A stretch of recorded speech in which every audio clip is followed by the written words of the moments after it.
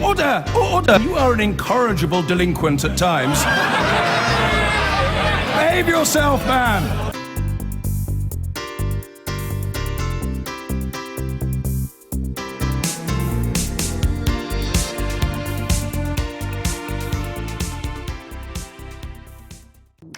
Now, the normal rules no longer apply. From expenses, scandals to bitter slanging matches, traditional politics is fast becoming a dirty word, and the backlash is spreading around the world. In the United States, it's behind the unstoppable rise of Donald Trump, and we'll have more on that in a moment. Here too, though, Labour has a leader it never imagined it would, and the Brexit campaign is tearing the Conservatives apart. Well, with me now, two men who've served their time at the very top of the Westminster machine for the Conservatives and Labour, respectively, Steve Hilton and Alastair Campbell, who's in Dublin. Steve, first, you've talked about democracy malfunctioning. I just wondered if you could give me a sense of the scale of the problem and, at the heart of that problem, a breakdown of trust in the political elites. I think one of the things that's been going on for many years now and is really coming to a head is a sense that the system of politics just isn't responsive enough to what people want. Increasingly, people can't just be put into boxes that the traditional party system wants them to be in.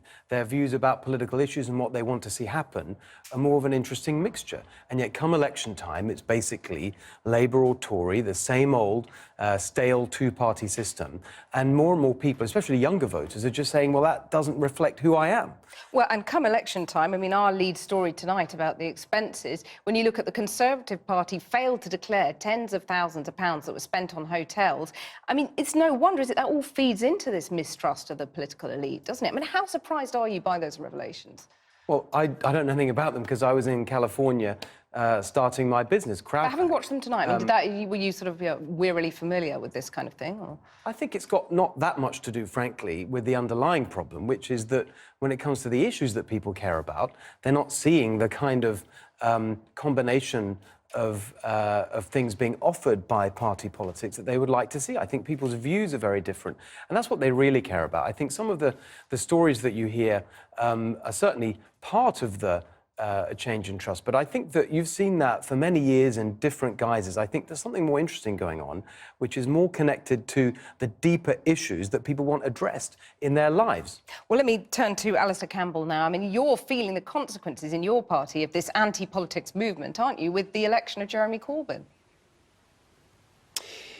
Yes and no, because actually you can argue that the reason that Jeremy Corbyn became leader of the Labour Party, we keep being told, is because he sort of re-energised a certain part of the electorate to believe that he could offer something different. I mean, I think we've got to be a bit realistic about this. I think politics has never been sort of seen in the way that, people are looking at the Queen this week, for example. Politics has always been a tough business. I think it has become tougher. I think the way that the media has developed and the kind of relentless negativity about politics, I guess we're playing into that now, but also the sort of social media and the sense that more than that, even the sort of consumerism of people thinking that whatever they want, they can have it now. And politics actually and government is it can be very slow and very messy. I think the model, Steve talked... OK, let me just cut in there, because, I mean, you seem to be almost sort of like shirking responsibility, because when you look at, for example, your friend Tony Blair, jet-setting around the world, his company making squillions, it's no surprise, is it, that people have feel a distance from the political elite? Maybe if every now and again people like yourself and other people in the media said, well, I wonder what he does with all that money, whether you actually went and looked at some of the projects that he runs in Africa, pro bono, whether you look at some of the stuff that he does. This is my point. It's like when we had the expenses scandal. Look, some MPs went to jail. MPs did things that were stupid and were wrong. The vast majority didn't. I think one of the problems we have is that politicians as a breed are really, really bad at projecting to the public what they do and also reflecting the fact that they come from the public. They're not a sort of separate breed. Right. Steve Hilton, not a separate breed. I mean, when you look at the Panama Papers and David Cameron, the revelations about his dad, investing in the offshore fund, that all played into this, didn't it? I think that the real thing that was revealed by the Panama Papers was the incredible corruption in foreign countries and with leaders of regimes like China and Russia. And actually, I think if you look at this country, that sense of personal corruption, where individuals in politics and positions of leadership enrich themselves like they do in other countries, just isn't there. I think what I want to come back to again is this idea that what we need to see in politics, I think, more of, is politicians being able to stand for office, to talk about particular issues, free of the constraints of the kind of party political straitjacket that forces them to talk about issues in a particular way because that's the party line. Look what's happening in Europe now, Steve. But hang on a second. But people, look what's happening in your party. Let Alastair Campbell make this point. But hang on a second. People see through that, and that's exactly what I've been working on to try and change. OK, let me just bring Alastair Campbell in on that point, on Europe. Alastair. Well, I think it's interesting that when you've got a situation now where there's Michael Gove, who for years we've been told is like very, very close to the Prime Minister. And Steve Hilton, when he worked for David Cameron, would have been telling me, Michael Gove, very, very much part of the team. And then he goes off when collective responsibility breaks down as it has over Europe. And suddenly we realise actually that, no, he's not that close. And he's sort of putting the boot in a pretty unpleasant way yesterday because he believes what he seems to believe on this particular issue. And I think that we've just got to be more grown up about understanding that politics and government is really, really difficult. I don't believe that the model, which I'm afraid that most political leaders still they stand up at election. Trump was doing it today. We have all these problems in the world. Vote for me and I'll fix them all. I think what we do need, when Steve talks about the need for politics to change and to adapt, we need more people standing for office, and that's the public, as people who want to get involved in politics, standing up and not saying, vote for me and I'll fix everything.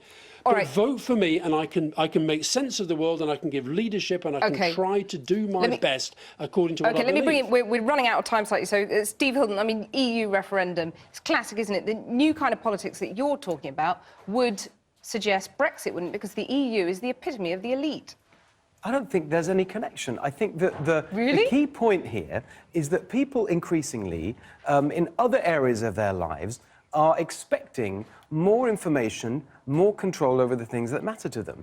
Well, if you want more control, but if you want more control, does that mean Brexit or not? About their views being reflected in the system. That is so facile. Exactly, he's right. It's nothing to do with it. That's why. No, but answer that question: does more control mean Brexit or not? More control. Just say no, Steve, because that's the answer. What is the answer? The answer is crowdpack.co.uk. Oh, but that's plugging your product. Exactly. But I want to know: does more control equals Brexit or not? I want to explain why crowdpack's and then you'll answer the my question. Because we think, we've done it in America and we're bringing it here, that people deserve more objective information about politics and political candidates and a chance for people to stand for office free from the party machines and free from the big money that dominates politics so that they can be true to themselves and offer people the range of issues being addressed that you've got your plug for your new app in. Now tell me, does more control equals Brexit? Brexit is, I think, just one of many issues where the same fundamental problem is there, which is that people feel in the political discussion, not about individual policies, but in the way the whole system works, that actually it's not responsive enough to them. No, because I don't think that is the central point. The central point is about the system, the two-party system, the way it all works, and the way it doesn't reflect the kind of control and objective way of looking at issues without that kind of party mantra overlaid on everything that is driving people crazy about politics. Alastair Campbell, Steve Hilton. Kathy, can I say something here? Very, very briefly. Well, you've got the politics, you've got the media. Your interview actually showed me the way that the media covers politics is a big part of the problem here. If you want to have a serious debate about Europe, don't sort of roll it into this. And the reality is, can I just say we're having plenty of serious debates about Europe, but this happens to be relevant. Okay, a lot of people say the EU are the political elite. That's why I asked the question. Politics. But they're not the elite, because the European Union has done lots and lots of good things for people. But if only we could sort of where people have lost connection is in seeing these institutions, what they do, and it having any impact upon their life. And I think the fact that the media covers it in such a negative way the whole time, I think you do actually have to face up to some of your own responsibilities in this. Okay, and I will face up to them. It's a pretty facile discussion. Unfortunately, I've run out of time to face up to those responsibilities in this interview right now. But Alastair Campbell and Steve Hilton, thank you very much for coming in. Thank you.